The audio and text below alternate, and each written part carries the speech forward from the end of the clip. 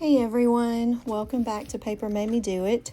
This will be a little plan with me for the week of April 27th, 2020. So I'm starting out in my Hobonichi Weeks planner, and I did a little prep work before starting this video, laying down some random watercolor splashes for the background and letting that dry.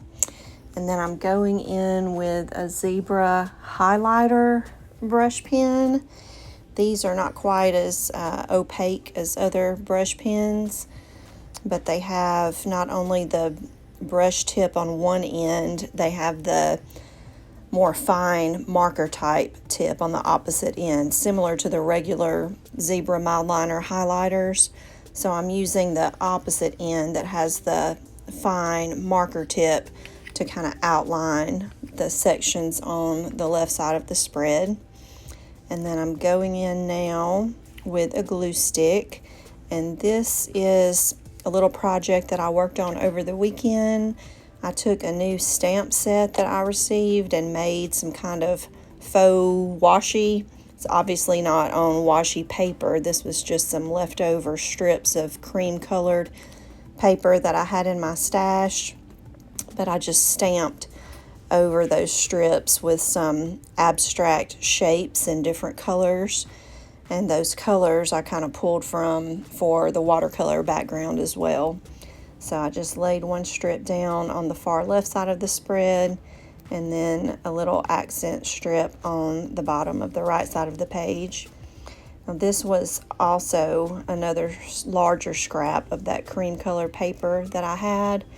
So I just hand tore the edges of it to make it fill the space, and did a little watercolor on top of it using the same colors that I used on the paper.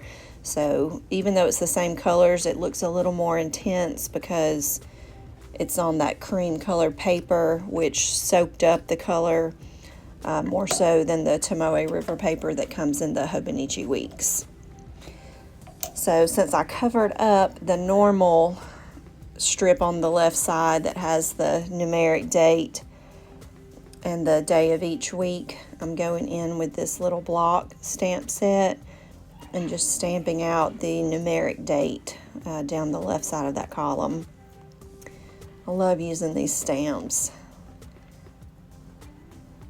The ink that I'm going in with is Versa Magic ink, and that is like a chalk ink, so I always use it in any of my Hobonichi books because it won't bleed through like some of the other inks that I have. I know my Artnik little ink pads do tend to bleed through, as well as my Versa Fine, but the Versa Magic does not. So it's kind of my go-to ink for stamping in a Hobonichi. And I'm not being perfect with these. That's part of the attraction of these type of stamps to me, is not having everything lined up perfectly. And I actually kind of like it when sometimes the corner will dip down on the surface of the paper and you can see that edge of the square base of the stamp. So I think that happens 2 or 3 times as I'm going in now with letters to represent each day of the week. So we have an M for Monday, and this stamp set comes with all caps as well as lowercase letters, so that's nice too. T for Tuesday, and that's what I was talking about on the bottom corner of that T, how the edge of the stamp pressed down. Happened again a little on Wednesday, but I kind of like that look. It just makes it obvious that it was hand stamped. Now, I've been using an R for Thursday for probably, better than 20 years now.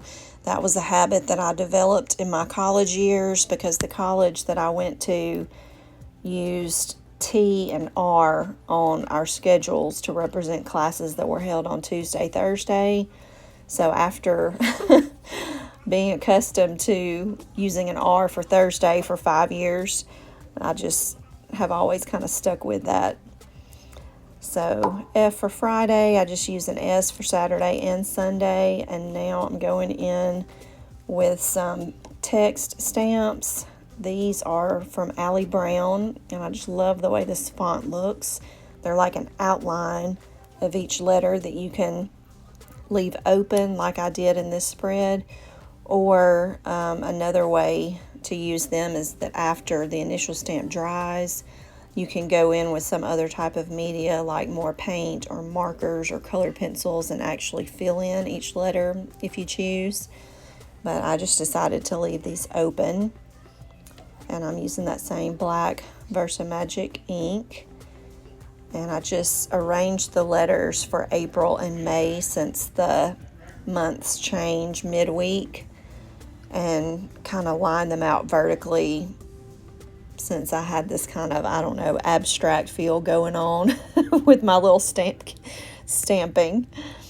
So while all of that stamp ink is drying, I'm going in to make just a few notes on the left side of the spread. This is where I would normally write in either tasks or appointments or things that need to happen on specific days, but we don't have a whole lot of appointments now during this stay-at-home period of time. Had a couple things going on today, and then I'm just making a note of church on Sunday, but of course we're doing that via live stream now instead of actually attending the facility.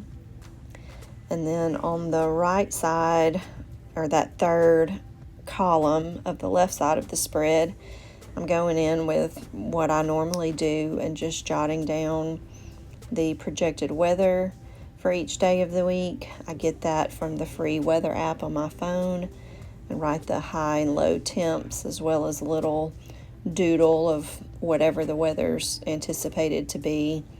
Sunny, partly cloudy, storming, what have you. Not a lot of rain this week, hopefully. Looks like we're going to have rain on Tuesday only, which is wonderful because we've had so much rain in recent weeks. I'm glad we're going to have a break from the rain.